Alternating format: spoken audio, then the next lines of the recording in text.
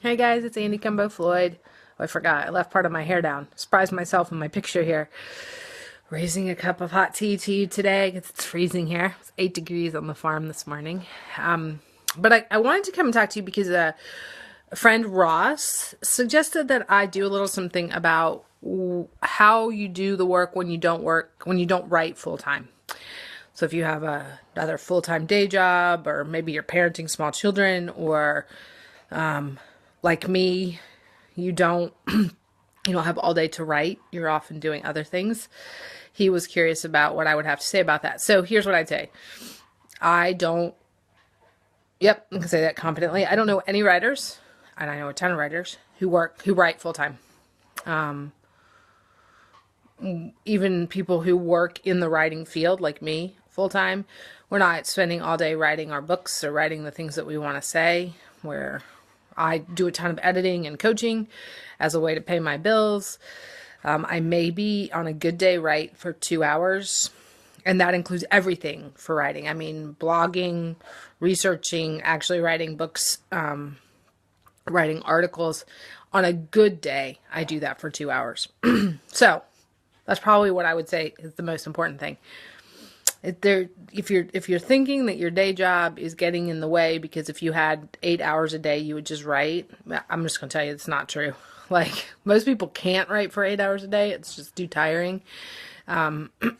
Creativity takes a lot of energy, but most of us just don't have the privilege of doing that anyway. We have to work jobs that actually pay, and writing, for the most part, as you know, like selling books or articles, is not going to be full-time salary. So you find the time, you make the time, you prioritize the time. So you have to decide what times work for you. You have to decide if early morning is your ideal time. You have to decide if after the kids go to bed is your ideal time. You have to decide if lunch break is your ideal time. You have to find the time, and then you have to save it for writing as much as humanly possible.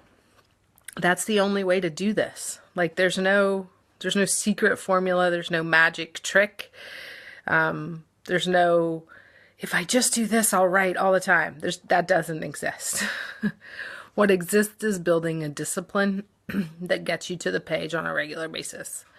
And maybe that for you would look like writing every Saturday. Maybe that for you would look like writing for 20 minutes of every lunch break.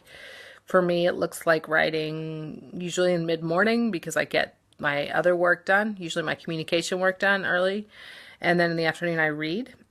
So usually for me, it's, between 8 and 10 I start, and I'm usually done by 11 or 11:30. It would look very different if you had to be at a regular job between, say, 8 or 9 and 5. So you'd have to find a different time. It just depends on how your schedule works and what you do. So here's two things I would suggest. I would suggest, first of all, finding what time you have available to you. A time alone, time where you can focus. Figure out when that is. At least once a week, but hopefully maybe twice a week, 3 times a week. The more you write, the better you get at it, the faster you learn. So find what time is available to you. If you don't have any time, here's the question you have to ask yourself. Do you really want to write? And if you do, what are you giving up to do it? You have to have time. Like, time is the one constant in writing. You have to have it. So when do you have time to write? And then commit yourself to it. Clear your schedule. Tell the people that you live with, that you love, I'm writing during this time. And tell them when the time will be over. That's particularly important for people like partners and children. If you're going to be writing for half an hour, tell them, I'll be out in half an hour, and then we can do whatever. Tell them, I'm going to be out in an hour, or today is my day to write. I'm going to be at the cafe all day. Help them understand, and they can help you and support you. But if you don't explain it to them, they are just guessing and feel like you've cut yourself off for no reason. And this is a side note, if you are friends and partners with people who cannot and will not support that for you, you might think about that a little bit. So find the time to write, block it off, and then here's the most crucial part. Do it. Absolutely, just sit down and do it. It doesn't matter to me, it doesn't matter at all if you sit down and write for a half an hour and all you write is what you've been doing today, because you just have to clear the clutter out of your brain. You do that enough, you'll find some more creative stuff to say, but maybe you have to clear that clutter. Maybe you sit down and you just stare at the screen for half an hour. Maybe that needs to happen. Maybe you just need to gestate for a while.